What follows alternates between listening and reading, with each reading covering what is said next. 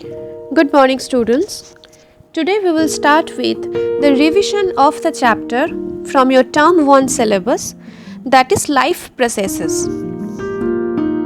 So let's start with the revision.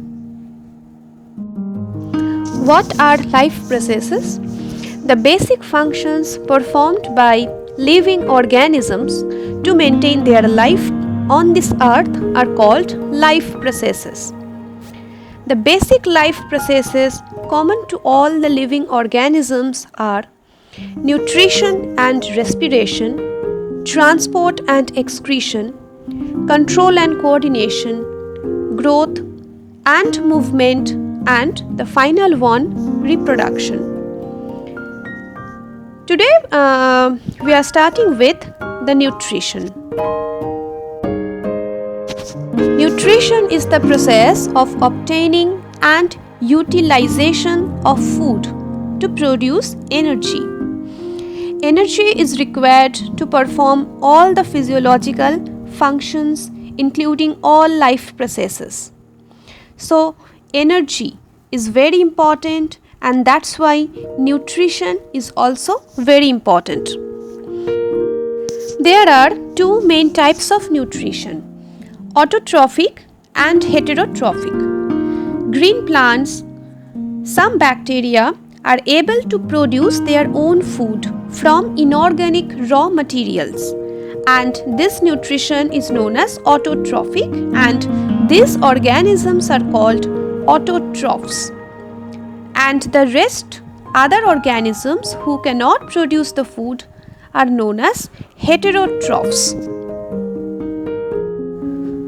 Autotrophic nutrition: the organism makes organic compounds from inorganic raw materials. And what are these inorganic raw materials? Sunlight, carbon dioxide, water, and different minerals are used by the plants and other green organisms to produce the food, and that is the autotrophic mode of nutrition. Most plants and some other bacteria and protists are the examples of autotrophs. Two types of autotrophic nutrition are there: photosynthesis and chemosynthesis.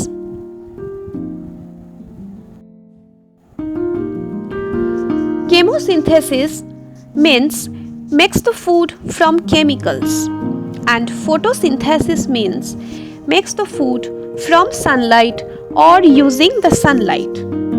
And in this topic we have to understand the entire photosynthesis process. Let's have a quick revision on the photosynthesis process. But before starting that, let's talk about heterotrophic nutrition.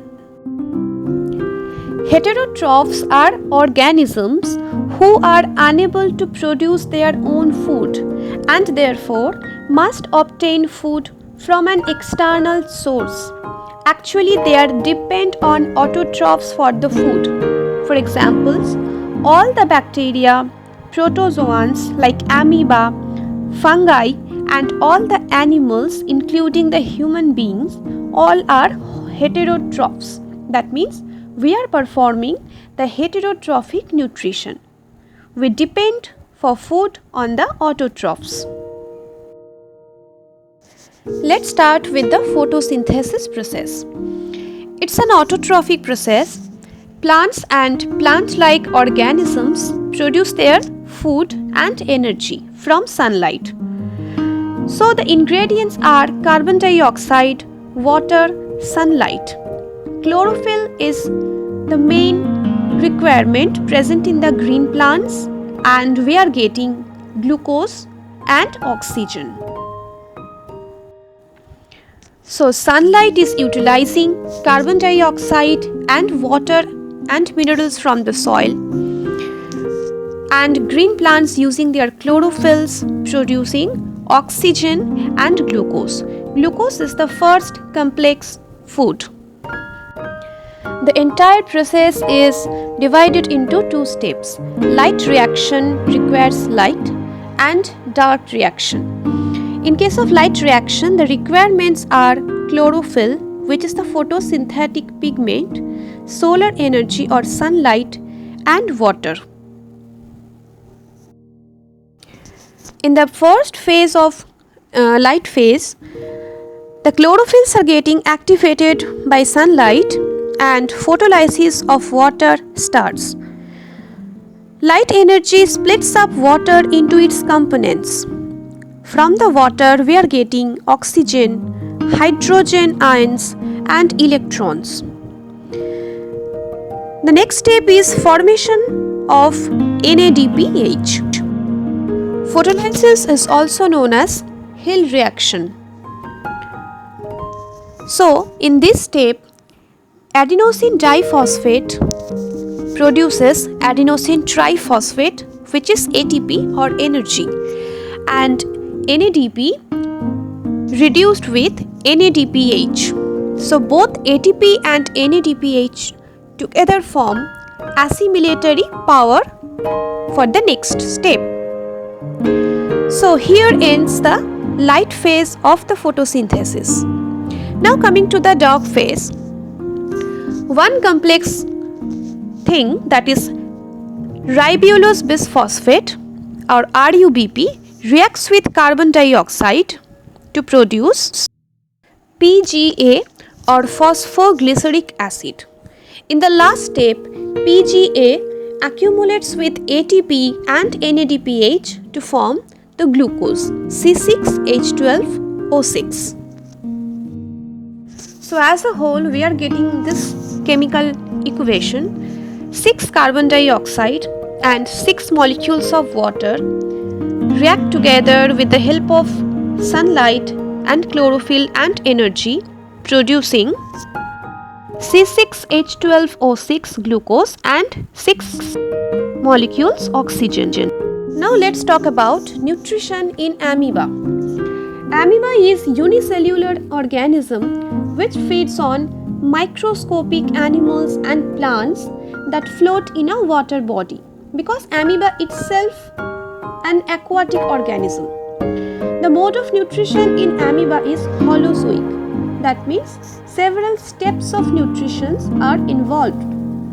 The process of obtaining food in amoeba is termed as phagocytosis, because amoeba just engulfs the food particle from the cellular surface.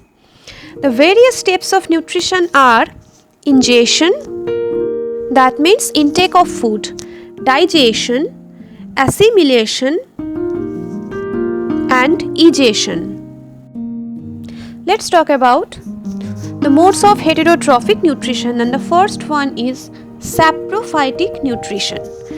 Saprophytic is the nutrition in which organisms get their food from dead and decaying matter. They break down the food material outside their body and then absorb it. Examples: mushroom, yeast, etc. And these organisms are called saprotrophs, and this is a mode of heterotrophic nutrition. The next one is parasitic nutrition.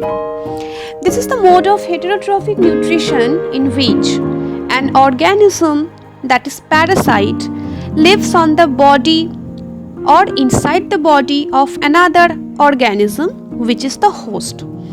The parasite gets its nutrition from the host organism. For example, Cuscuta is a plant parasite. Parasites are of two types: ectoparasite, living external surface of the body, or endoparasite, living inside the body. Leech, bedbug, mosquito are animal parasites. The final heterotrophic nutrition is symbiotic relationship. Some plants live together and share shelter and nutrients. Example: lichen. Lichen actually composed of an algae and a fungus together. The fungus provides shelter, water and minerals, whereas the algae provides food to the fungus. So that is a mutual relationship or symbiosis kind of heterotrophic nutrition. So students, that's all for this topic.